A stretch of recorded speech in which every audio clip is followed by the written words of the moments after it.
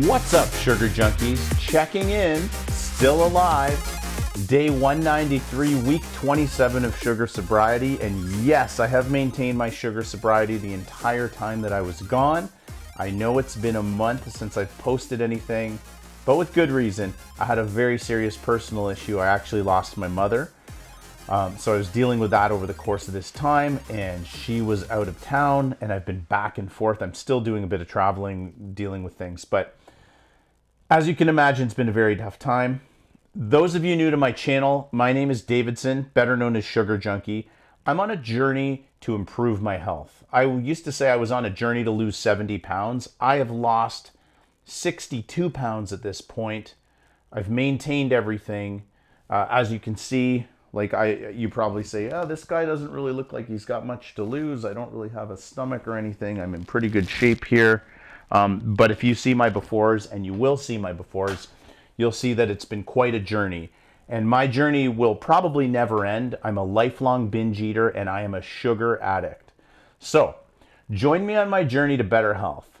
I'm working on a few more pounds. I always said 70. Like I said, I'm at 62. I might try to lose a couple more, but I'm more so just trying to change my body composition and be in as healthy a shape as I can possibly be. What does that mean? That includes better sleep, which is going to be something I really focus on, and I've always focused on. You guys probably get sick of hearing it, but I can't stress how important sleep is.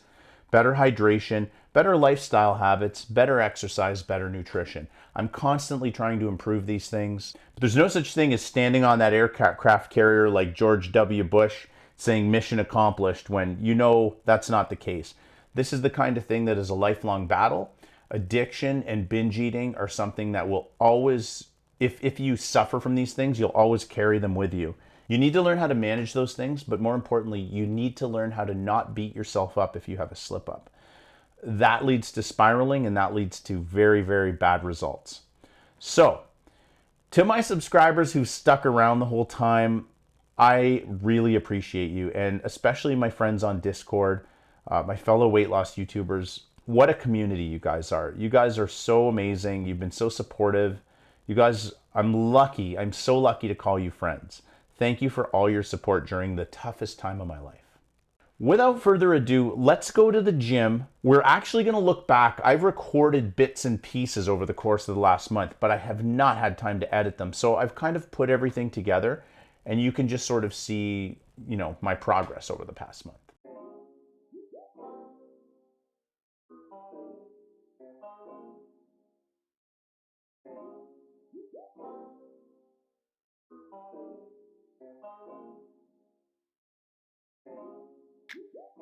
What's up, Sugar Junkies? Checking in on day something, week something. I honestly don't know where I am in the scheme of things here. It's been about a month since my last check-in. Haven't been able to put out movies. I have recorded a bit. I'm gonna mash it all together from the last few weeks of what I got, and you can see the progress that I've made over the last month. So this is a week 1 and a week 2 update. This is week 2, or so I should say week 23 and week 24, I believe. Anyways, I'm gonna do a front view and a side view for you. Front view, side view. You can see I'm pretty much where I wanna be. I've lost, what I lose, another pound this week. I'm down to 193.2. Waist is 32 inches. That's 14 and a half inches off my waist. I no longer really have a gut at all. I'm pretty sculpted to where I want to be. I'm almost to where I want to be. I'm getting pretty chiseled now. Front view, side view. You can see I don't have any kind of a waist issue at this point. Now I'm just kind of finishing up what I wanted to start. So, at 62 pounds lost, now I'm down from a 46 and a half inch waist, I believe, to a 31 and a half, so 15 inches off my waist. It's a lot, man. That's a lot. I'm pretty happy with where I'm at. So, I'm sort of kind of maintaining, but I am chiseling down a few more pounds. I'll probably get to 70 just for the sake of getting to 70, and then I would do the DEXA scan to see exactly where I'm at. Workout report. I've done absolutely nothing in the last month, like nothing. I think I had 1 or 2 days where I squeezed in a couple of push-ups or dips. That's it. I'm going to attempt some burpees today, maybe I'll die, maybe I won't. We'll see. Could be my last video. I might do a little bit of skipping too if the burpees don't kill me, but we'll have to see.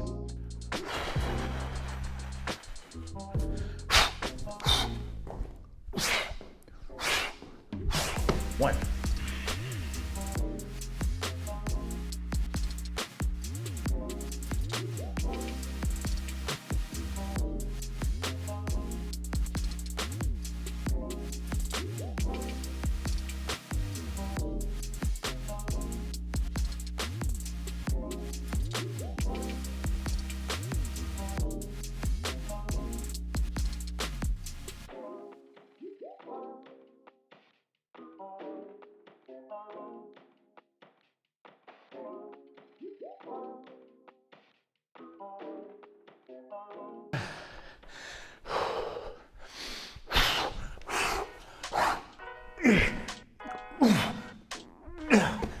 $39.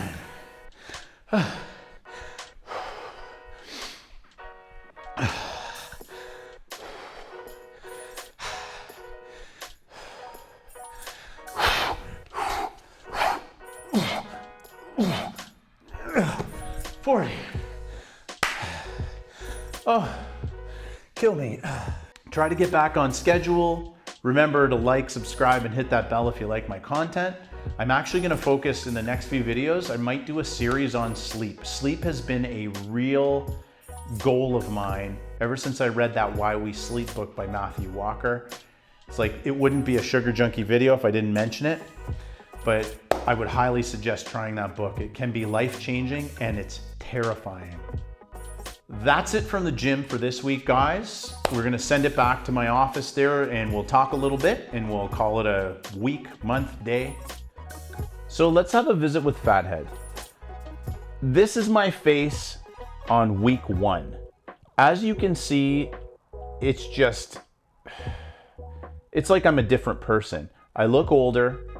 I know that I felt worse. Like I felt much worse. But I always tell people say, hey, you look young for your age. What's your secret? I'm like, don't gain weight. Stay thin, stay fit, and keep your hair. That's all you can do as a guy.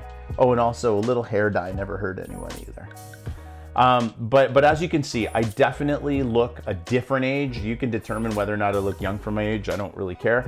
But you can tell that I look younger than I do there. 5 years, 10 years, I don't know, you tell me. But it makes a massive difference. So all that weight that you're carrying around, aside from all the health benefits you'll have by not carrying that weight around, you can see it makes a big difference just in the way you look, the way you feel, the way that people see you, everything. So just another reason to try to get your binge eating and your sugar addiction under control. You'll feel better, you'll look better, you'll look younger. So it's been a very trying and difficult time in my life.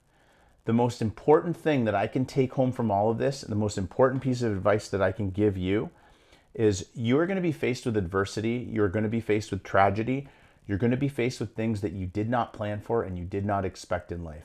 You're going to lose people that you didn't want to lose and that you didn't expect to lose at a time that you least expect. Now, how do you respond to this? One way to respond is to binge eat. You can turn to comfort food. You can fall on old habits. You can eat your feelings away, right? I've done it. It's what I've done. It's what I do. That was me.